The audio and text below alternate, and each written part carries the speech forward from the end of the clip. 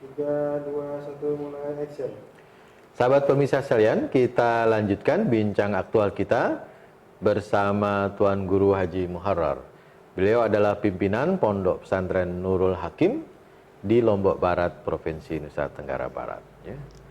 Jadi sudah ribuan santri di Pondok Pesantren Nurul Hakim. Alumninya bisa ratusan ribu, jutaan. Bahkan pondok pesantren di NTB juga ada beberapa yang besar-besar ya. Dan mereka melahirkan kader-kader ulama. Gimana peran ulama kita, Tuan Guru? Sebelum sampai ke peran ulama, saya ingin sedikit pondok pesantren di NTB ini cukup banyak. Lebih dari 600 pondok pesantren ya, di Pulau Lombok dan di Pulau Sumbawa. Tapi yang terbesar di Pulau Lombok. Nah, kalau kita melihat peran para alim ulama terdahulu, memang sangat rapi di dalam berpikir soal regenerasi. Sehingga selalu ada para pengganti alim ulama yang dipanggil Allah, selalu kemudian ada pengganti, ada estafeta perjuangan. Jadi estafet kepemimpinan baik yang formal di pondok pesantren atau yang bergerak di bidang dakwah ini. Nah, memang kita rasakan Pak Sabto, kita rasakan sejak Pak Mukti Ali menjadi Menteri Agama, terjadi sedikit perubahan. Kalau yang dulunya itu pondok pesantren itu melahirkan ulama yang sangat ahli dan dalam penguasaannya dalam ilmu-ilmu agama, ulum ad-diniyah, ya.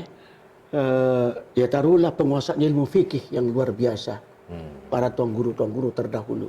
Tapi begitu Pak Ali Mukti Ali menyodorkan satu bentuk lembaga pendidikan yang kemudian bukan memaksa ya, memberikan dorongan kepada pesantren untuk mendirikan sekolah-sekolah formal dengan mengacu kepada kurikulum yang disusun pada saat itu, yang dikenal sekali kurikulum tahun 83, di mana masuk pendidikan umum ya, yang tadinya hanya ngaji tapi masuk ke, di satu sisi bagus ya. Santri begitu 6 tahun ada yang bisa menjahit, ada yang bisa berbagai macam keterampilan ya. Tetapi waktu tersita untuk pendalaman atau untuk itu mengurangi waktu untuk pendalaman agama. Nah, ini yang kita rasakan, sehingga tidak sedikit kemudian pesantren termasuk kita tidak memandang cukup pendalaman agama sampai ke tingkat aliyah. Ya, sebab mereka juga belajar pelajaran SMA itu dipelajari di aliyah, semua pelajaran SMP dipelajari di tingkat sanawiyah, semua pelajaran SD dipelajari di tingkat ibtidaiyah. Bisa dibayangkan berat. Nah, sehingga kita melihat sulit untuk menjadikan aliyah melahirkan tokoh agama yang mumpuni dalam penguasaan hukum fikih. Itu sesuatu yang tidak bisa. Ini diakui oleh semua para tuan guru kita. Akhirnya harus ada tingkatan yang lebih tinggi. Nah, akhirnya semua kalau di Pancor itu ada Ma'had Ali di tingkat di Islahuddin ada takhasus, di kita juga ada Ma'had Ali di samping institut. Jadi kita ada Institut Agama Islam Nurul Hakim. Pesantren tinggi ya ada. Di samping itu juga ada Ma'had Ali. Nah, di Ma'had Ali ini disitulah kita berharap melahirkan ulama. Sebegini ada satu pandangan ulama sejak dahulu, ulama-ulama terdahulu ini, as-salafus soleh terdahulu. Ulama-ulama terdahulu katakan di zaman kami yang banyak itu ulama yang faqih, yang sangat menguasai ilmu fikih. Yang berceramah saja itu sedikit. Tapi pada masa yang akan datang katanya, itu justru banyak para penceramah yang memahami, menguasai ilmu fikih sangat kurang. Menguasai Al-Quran. Nah, kita rasakan kaul ulama terdahulu itu dia betul gitu, bahwa kalau penceramah saja Nurul Hakim bisa melahirkan ratusan, bahkan sekali tamat aliyah itu asal pidato sudah latihan pidato setiap malam Jumat. Jadi kalau untuk ceramah memang betul, tapi untuk menguasai fikih tidak bisa cukup hanya dengan aliyah. Sehingga regenerasi itu harus kita wujudkan dalam bentuk program pengajian yang lebih tinggi. Itulah Ma'had Ali. Sehingga insya Allah tidak akan terputus regenerasi yang terkait dengan pewarisan pemahaman fikih yang mumpuni, yang bisa menjawab persoalan-persoalan yang terjadi. Ada sekarang istilah fikih muasirah atau fikih kontemporer. Ini kan tidak bisa hanya berlandaskan kitab-kitab kecil, itu harus juga mampu di samping kitab kuning juga membaca kitab-kitab yang merupakan hasil dari perenungan, pemikiran ulama-ulama yang kayak Yusuf Qaradawi umpamanya. Itu banyak melahirkan, memberi jawaban-jawaban yang bersifat kontemporer itu. Sehingga saat ini semua pondok pesantren saya kira, termasuk kita, itu berhadapan dengan kenyataan perlunya menata bagaimana melahirkan ulama-ulama ke depan. Ya, intelek istilah kita di sini, ulama yang intelektual yang ulama. Wah, lengkap itu jadinya, paripurna ya. Yang kita rasa. Tapi juga hubungan ulama ini dijaga dengan umara ya.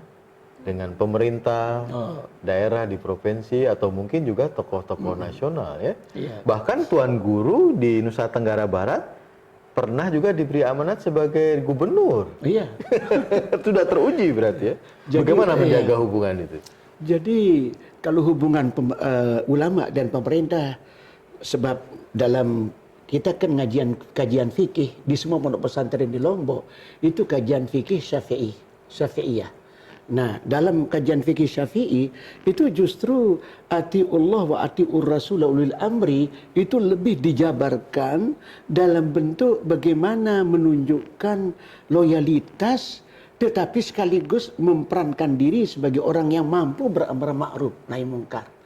Jadi loyalitas kepada pemerintah, imamun adil, pemerintah yang mampu melaksanakan tugas-tugas kepemerintahan secara baik, itu Tuan Guru, para ulama memberikan dukungan. Tetapi tidak bisa kemudian menutup diri untuk melihat apa hal-hal yang harus diperbaiki. Namun demikian tentu sangat bangga kita kayak periode terdahulu Tuan Guru Bajang bisa jadi gubernur. 2 periode. 2 periode lagi. Beliau alhamdulillah ya kemudian saat ini kita juga berbangga Dr. Zul sekalipun beliau belum bergelar kiai atau Tuan Guru tapi minimal kedekatan dengan Tuan Guru itu beliau laksanakan, beliau upayakan ya. Dan perhatian terhadap pondok, santri perhatian juga. terhadap pondok. Begitu juga di tempat-tempat yang itu peran Tuan Guru bersama pemerintah itu terasa ya. Ya taruhlah COVID saja, COVID-19 ini untuk Satgas itu tidak bisa melepaskan diri dari peran ulama. Sehingga kita juga masuk jadi Satgas COVID-19 ini.